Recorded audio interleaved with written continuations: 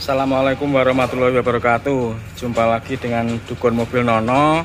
Ini kelanjutan dari video yang kemarin, Panther yang 5 kali ini turun mesin. Jadi yang kedua di sini, yang ketiga di lain tempat. Nah, ini akan kita periksa lagi teman-teman. Kegagalan ini berakibat dari mana masalah ini. Nah, ini mesin sudah kita turunkan. Nah, ini setelah kita bongkar silinder headnya, kita lepas. Ini belum kita apa-apain ya, hanya kita lepas saja. Ini pakainya juga masih menempel dan di sini akan kita periksa ya. Apakah ada indikasi kompresi yang menyeberang atau enggak? Mari kita diskusikan bersama-sama teman-teman. Nah, di sini ternyata emang benar ada liner yang baret silinder 2. Nah, ini.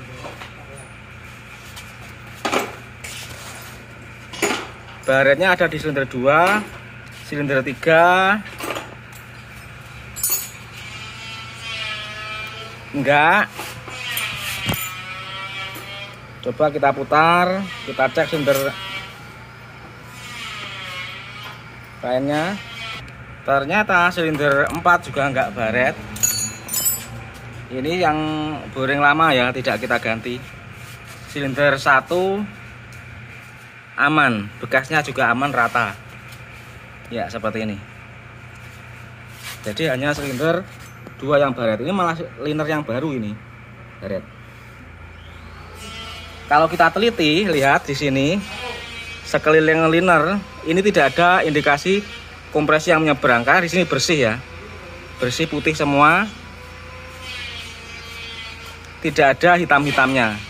Kalau menyeberang itu ada alurnya, ini hitam-hitam bekas pembakaran itu. Kalau ini insya Allah aman ya, nggak ada indikasi kompresi yang menyeberang. Berarti untuk kerapatan packing, blok, dan silinder head itu sudah aman. Berarti untuk sementara ini kalau kita analisa, kelurusan antara blok dan silinder head itu sudah pas, karena sudah diseser atas bawah kemarin. Silinder blok sudah diseser dikit untuk diratakan, silinder head sudah diratakan. Sekarang mari kita periksa permukaan packingnya. Packing masih menempel di silinder head. Di sini kalau kita teliti, ini tidak ada indikasi kompresi yang menyeberang ke sana kemari. Berarti ini sudah rapat, nggak ada bekas nyebrang kompresi, nggak ada. Kalau ada, ini pasti gosong-gosong di sini. Seperti yang kemarin ya. Kemarin pak yang lalu itu gosong-gosong, ini sudah enggak. Mari kita kelontok, kita lihat baliknya ini. Nah, lihat di sini semuanya juga masih menempel semua, kering ya, nggak ada indikasi kompresi yang menyeberang ke sana kemari, nggak ada. Lihat, ini menempel semua, bersih putih, ya kan? Berarti ini silinder headnya, kerapatannya sudah aman ya teman-teman ya. Jadi di sini kerapatannya silinder head sudah aman, tidak ada kompresi menyeberang antar silinder. Jadi ini kalau menurut analisa saya, ini tetap overheat ya, kepanasan mesinnya. Mungkin pada saat digenjot di RPM yang lumayan tinggi, dengan kondisi rotor head yang masih besar, parahnya belum terkendali, ada kemungkinan juga radiatornya yang kurang sehat. Atau kalau water pumpnya saya rasa bagus, karena putar-putarannya baik saat kita lepas termostat. Nah, nanti setelah mesin ini selesai, termostat ini tidak kita pasang terlebih dahulu. Jadi kita lepas dulu sambil pantau. Kemarin saat dipakai kebudi tol, itu belum dipasang indikator temperatur seperti ini ya. Nah, saat ini sudah dipasang.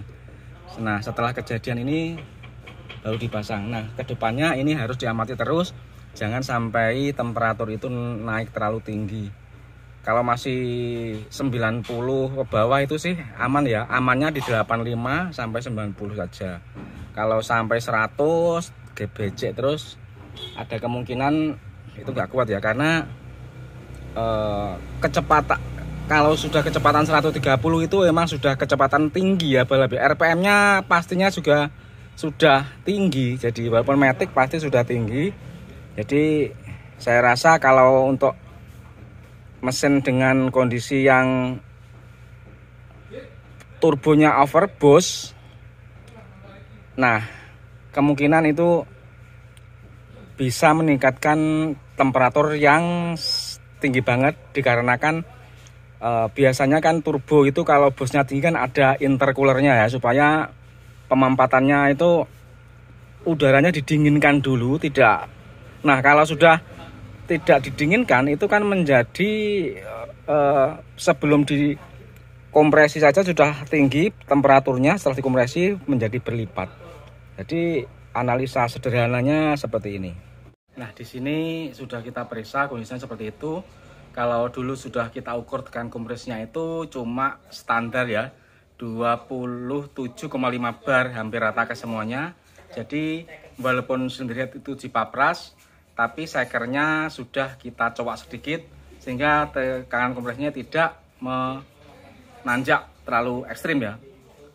Cuman ini kemungkinan besar emang karena turbonya itu masih terlalu kaku ya, bostung turbonya, karena pernya mungkin masih terlalu keras. Kelihatan dari kemarin ketika kita bandingkan dengan yang normal itu membukanya atau menurunkan tekanan gate wastegate-nya itu masih terlalu lambat ya. Baru 3000 RPM baru turun. Padahal yang asli itu belum sampai 2000 sudah mulai turun. Nah, jadi ini akan kita otak-atik kembali, kita bandingkan supaya sama persis dengan turbo yang standar saja.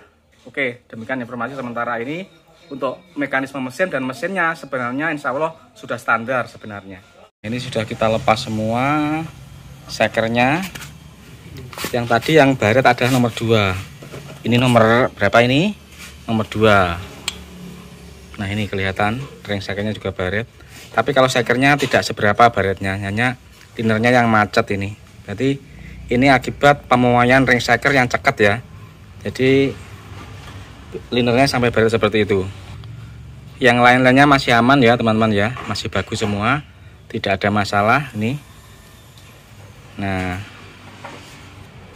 lancar, nggak ada masalah, tidak ada baretnya juga, ring shaker juga aman. Hanya nomor 2 tadi yang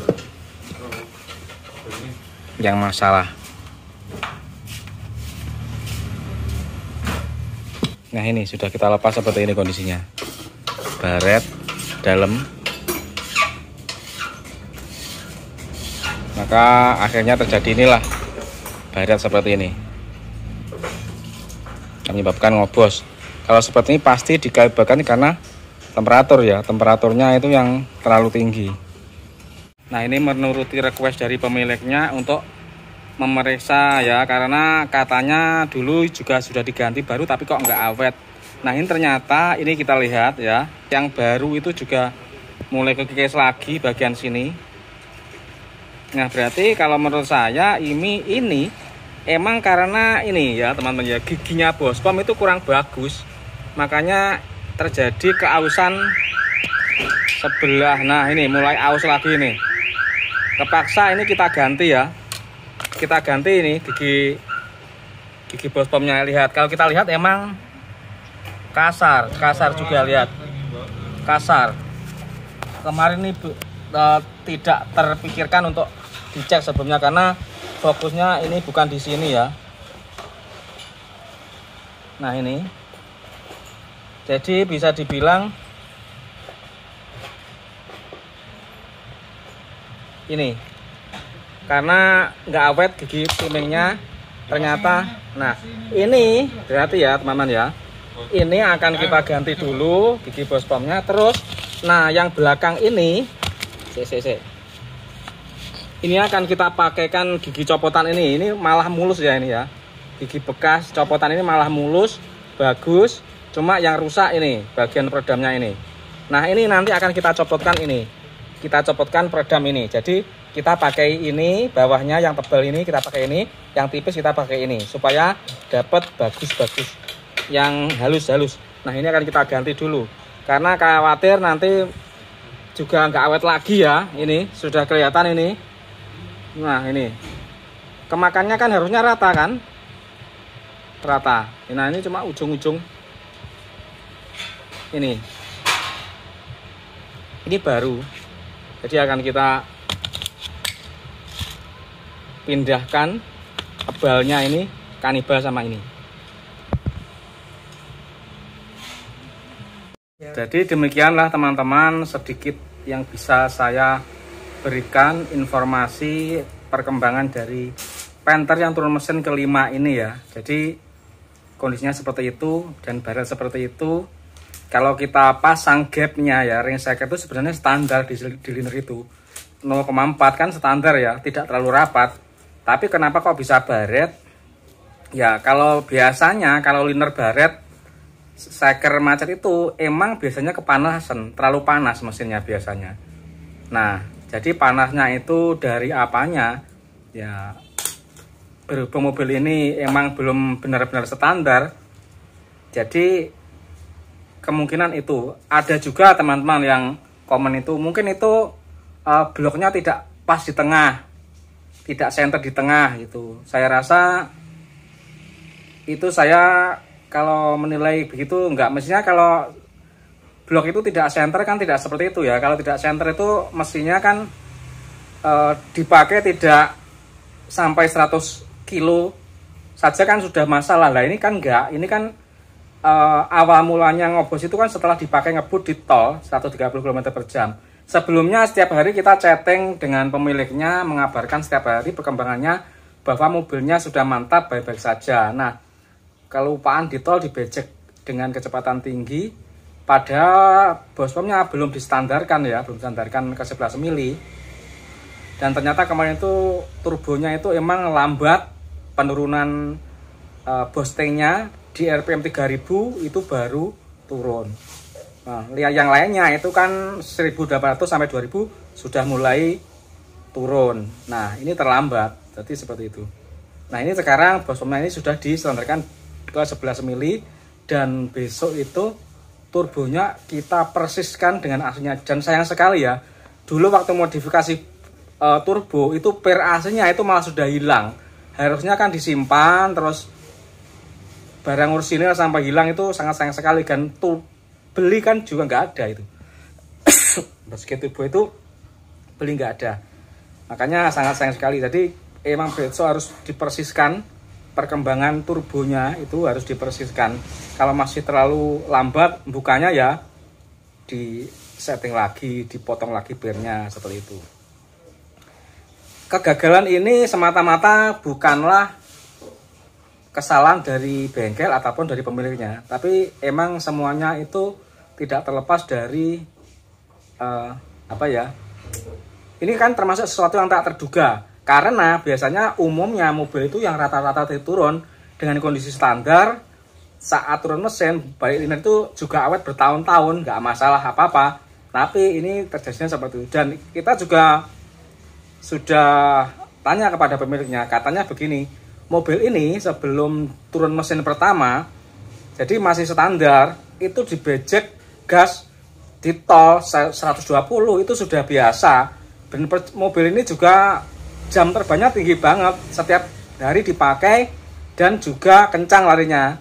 Itu enak-enak saja, nggak pernah masalah. Justru masalah itu timbul setelah mobil ini turun mesin dan dimodifikasiin turbonya, bospomnya, nozzle-nya. Setelah itu masalah itu tidak pernah berhenti. Ini turun mesin yang kelima ini. Nah, jadi ini buat belajar kita semua bahwa setelan itu tidak ada yang sesempurna pabrik. Kalau kita merubah-rubah melampaui standar pabrik, itu awal mulanya emang terasa bagus dikarenakan lain dari yang lain dengan punya teman kita dengan tahunnya sama, dengan jenisnya sama, itu lain, seakan lebih baik. Ternyata efeknya tentu saja itu akan mengurangi durabilitas dari mobil tersebut, mesin tersebut. Karena sesungguhnya mobil itu dalam merancang itu sudah diperhitungkan ya, torsi maksimumnya berapa, temperatur yang diizinkan sesuai dengan kemampuan bahannya itu berapa, itu sudah disesuaikan. Jadi kalau kita merubah dari yang standar menjadi tidak standar, itu tentu saja resikonya akan bermacam-macam. Contohnya seperti ini. Jadi kalau dibilang ini bukan malpraktek ya sebenarnya. Maksudnya bukan malpraktek, itu semua yang dikerjakan itu kan sesuai dengan prosedur. Tekanan kompresinya juga diukur rata, itu 27,5. Nah, ada juga yang berpendapat begini, kalau silinder kopnya sudah dipapas, itu harusnya sekernya juga dipapas. Kalau saya tidak, kalau pemikiran saya nggak seperti itu ya, karena apa? Perbandingan kompresi pada mesin diesel itu tidak menaik pada Panther 25 ini ya. Karena apa? Ruang bakar itu tidak berada di silinder head, tapi ruang bakar itu berada di seker. Kalau silinder headnya itu dipapas, karena ruang bakarnya di seker, otomatis perbandingan kompresi itu tidak akan menurun. Yang akan dikhawatirkan itu malah klepnya. Karena apa? Karena jarak antara klep dan batuk kering. Jarak antara klep dan seker itu menjadi semakin dekat. Makanya di seker ini kita cowok sedikit di bagian klepnya supaya tidak bertumbukan. Nah, setelah saya ukur ternyata juga standar kompresinya berapa? Tekanan kompresinya 27,5. Ada di video sebelumnya ya. Untung saja mobil ini pengerjaannya benar-benar kita video, benar-benar kita ukur dan kita videokan sehingga kesannya itu tidak mengada-ada karena sudah dibuktikan tekanan kompresi standar. Terus jarak piston tonjolannya dengan blok itu juga selisihnya cuma sedikit karena sudah dibandingkan dengan orisinilnya. Jadi saya rasa masalahnya bukan di situ. Karena sudah kita teliti bahwa kompresi juga tidak menyeberang. Nah, panasnya ya itu lah. Kemungkinan boosting turbonya masih terlalu tinggi dan rotor headnya juga masih tinggi, juga masih rotor head besar. Nah, semoga saja ini sudah menjadi. Dari kemarin kita membicarakan semoga saja ini sudah bagus, ternyata masih belum bagus. Nah, ya nggak apa-apa, ini namanya juga belajar. Karena saya sendiri sebenarnya juga bukan benar-benar ahli banget. Jadi makanya sebagai manusia itu apabila ada kesalahan itu manusiawi.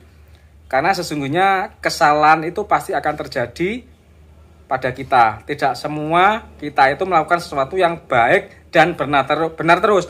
Suatu saat pasti akan mengalami suatu kegagalan. Ini juga kegagalan, tapi kegagalan yang mengandung ilmu. Jadi nggak masalah. Ini akan menambah pengalaman. Ini sengaja kita share supaya kita bisa buat belajar bersama. Nah, bagian kontra ini adalah menjadi suatu kesenangan tersendiri ya, bagian kontra dengan bengkel. Ternyata setelah kowar-kowar merasa pintar sendiri ternyata juga gagal. Ada juga yang berpendapat seperti itu. Biarkan hal seperti itu, biarkan saja. Yang penting kita sudah melakukan yang terbaik, melakukan yang baik, standar dan sesuai dengan aturannya. Kalau ada yang senang dengan kegagalan ini, ya biarlah itu menjadi hiburan mereka, biarlah menjadi kesenangan mereka. Yang penting kita tetap fokus pada pekerjaan kita untuk menjadi yang lebih baik atau berhasil dengan baik. Karena dengan adanya seperti ini, itu akan menambah poin bagi kita bahwa kita menemukan atau melakukan sesuatu itu yang ternyata kalau begini efeknya begini, karena begini efeknya begini. Jadi seperti itu. Oke teman-teman, ini sementara sekian dulu. Besok kalau sudah hidup akan saya update lagi perkembangan selanjutnya. Terima kasih sudah menonton.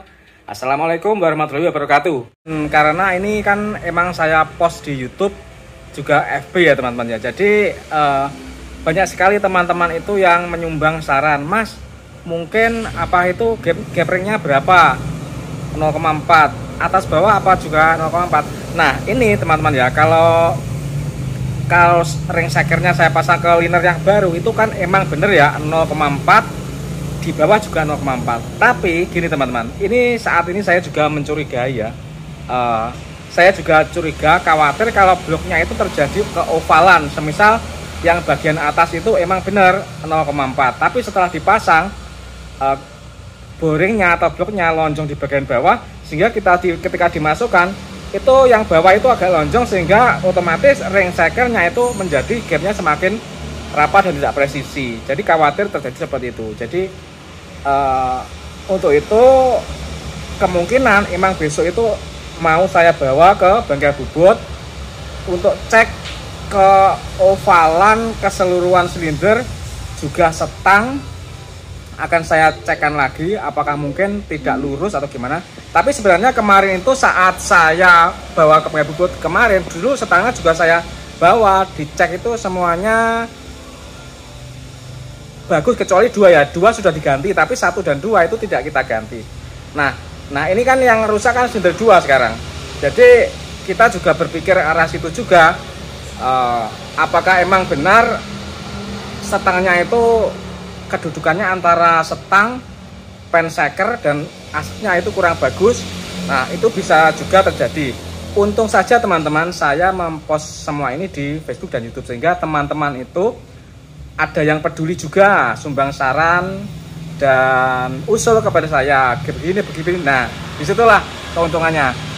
Saya sangat suka dengan pendapat teman-teman semuanya, karena di sini itu sebenarnya adalah diskusi. Saya posting di Facebook itu sebenarnya adalah diskusi, bukanlah merasa pintar sendiri. Jadi kalau ada masukan itu semuanya saya saring, dan saya mengucapkan banyak terima kasih kepada teman-teman semuanya atas bantuannya. Jadi terima kasih atas bantuannya, sumbang saran yang bisa membantu saya dalam menyelesaikan masalah ini. Karena sebagai manusia kita itu tentu saja tidak sepenuhnya punya kelebihan, tapi juga banyak kekurangan. Nah di sini karena banyak teman-teman di Facebook banyak, YouTube banyak, akhirnya kita seperti sesama mekanik itu merasa seperti sepenanggungan ya. Jadi kalau ada teman yang kesusahan, kita saling bantu. Jadi banyak pertanyaan, banyak dijawab. Demikian juga kalau saya ada permasalahan, saya juga dibantu. Jadi seperti itu. Jadi kalau saya posting Facebook dan YouTube itu bukan karena saya merasa ahli, bukan. Tapi emang kita gunakan media tersebut sebagai bahan diskusi. Saya post, ada yang komentar. Nah disitulah terjadinya ilmu ya, dapatnya ilmu di situ. Yang tidak saya punyai, akhirnya saya mendapat. Demikian juga teman lain yang tidak punya akhirnya dapat dari saya. Jadi seperti itu. Oke teman-teman, ini sementara seperti ini. Besok kita cek-cek lagi ke semuanya. Kita bawa ke bubut lagi. Terima kasih.